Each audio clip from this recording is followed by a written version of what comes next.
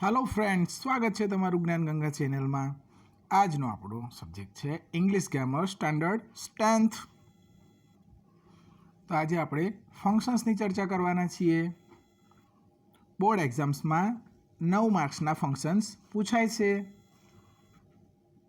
તેમાં match the function એના 3 marks એટલે કે જોડકા, કમ્પ્લીશન ઓફ ડાયલોગ કમ્પ્લીટ કરો 3 માર્ક્સ, અને કમ્પ્લીશન ઓફ સેન્ટેન્સ કમ્પ્લીટ કરો એના પણ 3 માર્ક્સ.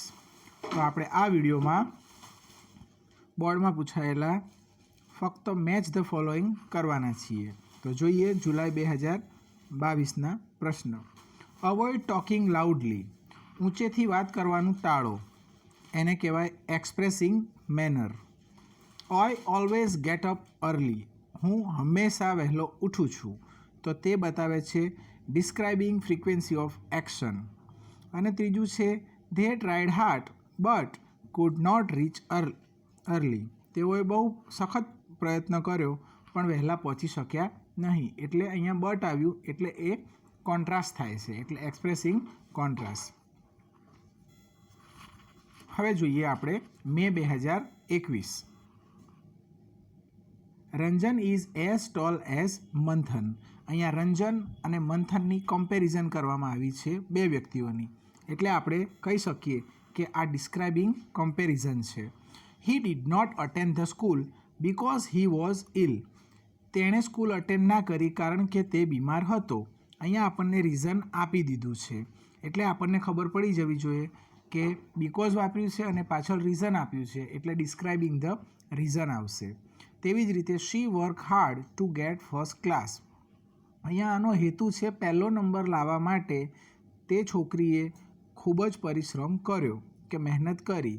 તો એ ડિસ્ક્રાઇબિંગ પર્પસ છે, એટલે પહેલામાં બી, બીજામાં ડી અને ત્રીજામાં એ ઓપ્શન આપણા જવાબ થઈ જશે.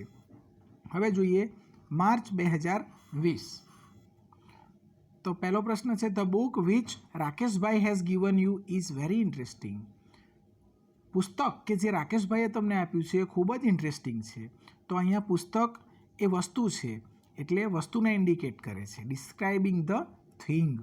તેવી જ રીતે it is so nice of you, તમે ખૂબ સારા છો. આવું આપણે કોઈને લાગણીથી કહીએ છીએ, એટલે એક્સચેન્જિંગ પ્લેઝન્ટરીઝ કહેવાય.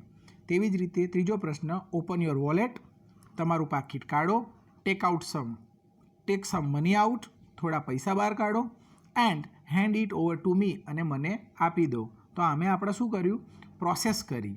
પાકીટ કાઢ્યું, પૈસા કાઢ્યા અને મને આપવાની પ્રોસેસ કરી. એટલે અહીંયા ત્રીજા પ્રશ્નમાં એ ઓપ્શન ડિસ્ક્રાઇબિંગ પ્રોસેસ છે.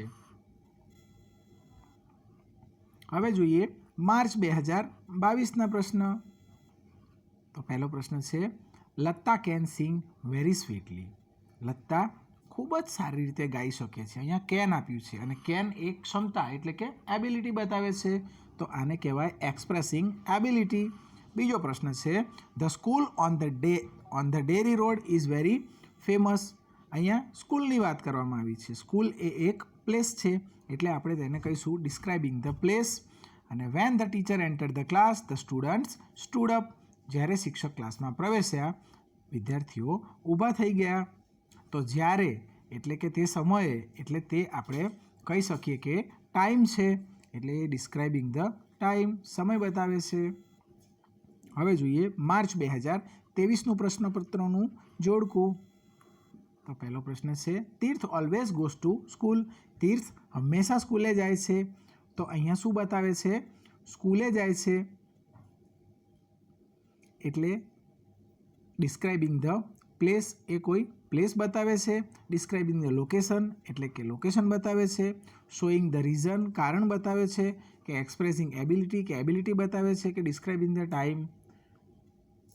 તો અહીંયા જુઓ મિત્રો, તીર્થ ઓલવેઝ ગોઝ ટુ સ્કૂલ. તીર્થ હંમેશા સ્કૂલે જાય છે, એટલે આ સમય બતાવે છે. તેવી જ રીતે 2 frogs fell down into the વેલ. 2 દેડકા કૂવામાં પડી ગયા. તો તે પ્લેસ બતાવે છે કે કૂવામાં પડી ગયા, એટલે ડી આવશે. અને ત્રીજું છે the Sapteshwar temple near Sabarmati river is an ancient Shiva temple. તો એ કોઈ મંદિરનું લોકેશન બતાવે છે એટલે ડિસ્ક્રાઇબિંગ ધ લોકેશન છે. તો થેન્ક યુ ફ્રેન્ડ્સ. જો વિડીયો પસંદ આવ્યો હોય તો લાઇક કરી દો, ચેનલને સબસ્ક્રાઈબ કરી લો અને તમારા મિત્રો સુધી શેર કરવાનું ભૂલતા નહીં. અને નવા વિડીયોઝને જોવા માટે